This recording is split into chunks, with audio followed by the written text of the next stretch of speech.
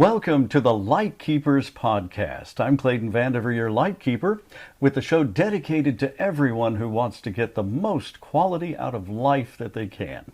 My co-host, as always, is Charlene, our very own licensed clinical social worker certified in the state of Florida, who is going to be talking with us this week about chronic, critical, and terminal, what they mean, and so much more on this edition of the Lightkeepers Podcast.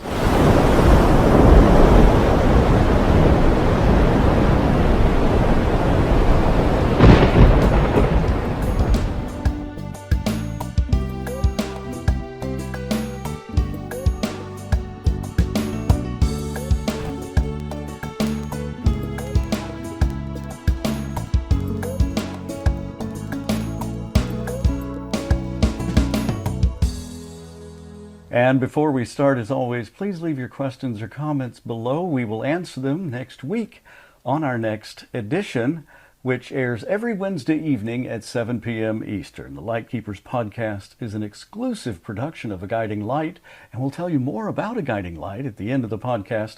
But right now, we don't have much time, so let's get right into this week's discussion about chronic, critical, and terminal. What in the world do those mean? So those are terms that are frequently used in medical conversations, and a lot of times people don't have a full understanding of the difference between them, and it can be a little confusing.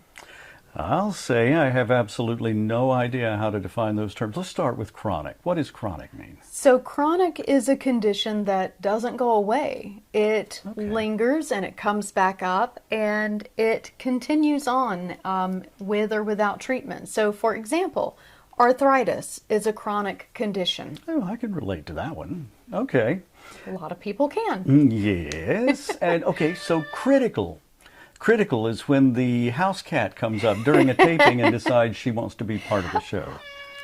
Yes, thank you. Thank you, Izzy. But what is critical? So, therapy cat aside, critical is when you have someone who's very, very sick.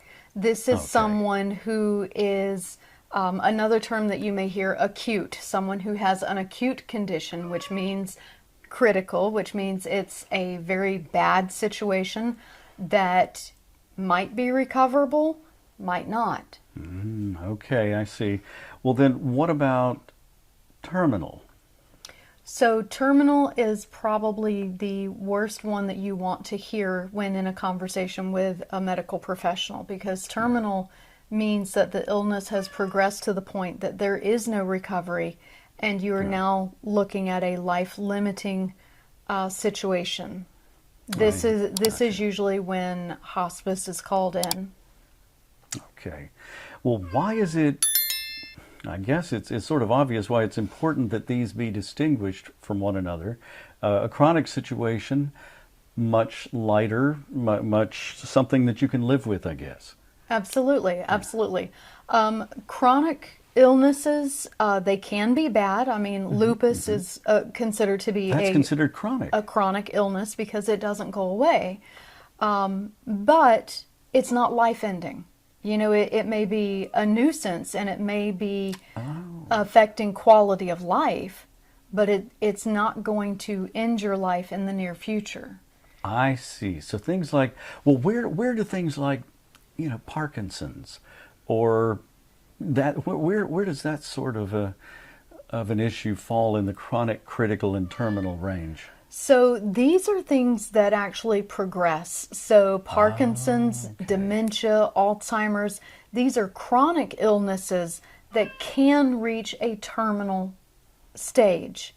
So in the beginning, when they progress slowly, you're looking at a chronic illness. It's not something that can be cured. It's not something that's going to go away. It's just going to progress over time. As these progress and they get worse and they get to the point where they're now interfering with one's ability to live.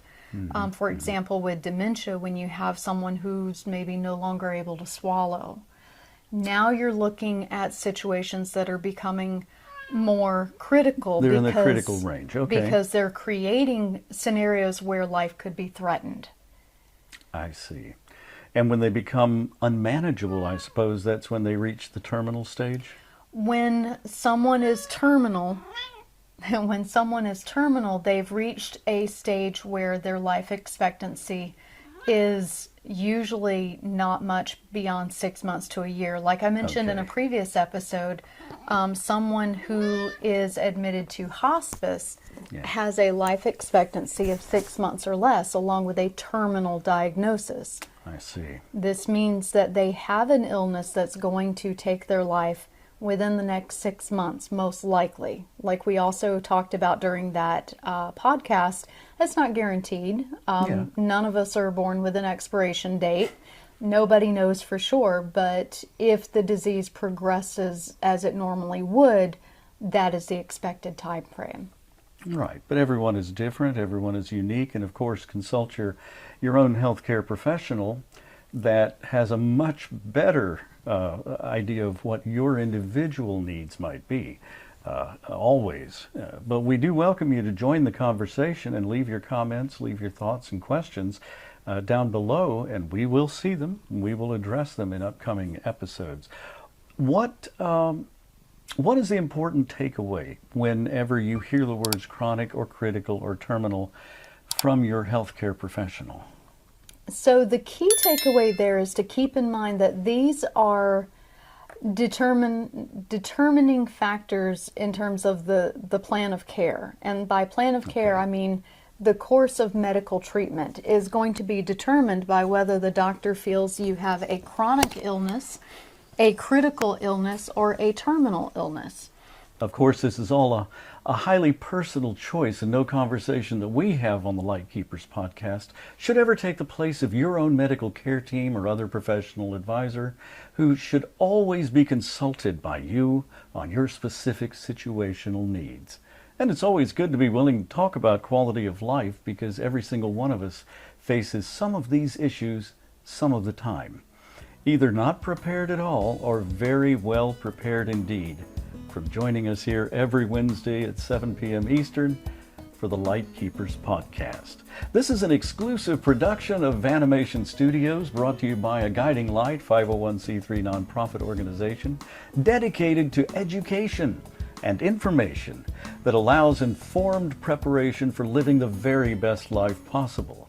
The mission of A Guiding Light is to provide education for professionals and information for everyone else about life planning, available guidance, and counseling that helps individuals and their family navigate options that improve the quality of their remaining days.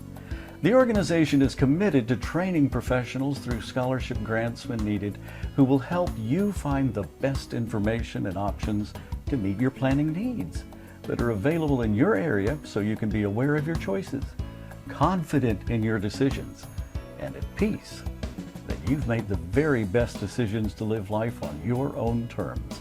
Visit the website for aguidinglight.org or make a tax-deductible contribution that helps others find the information and resources that they need.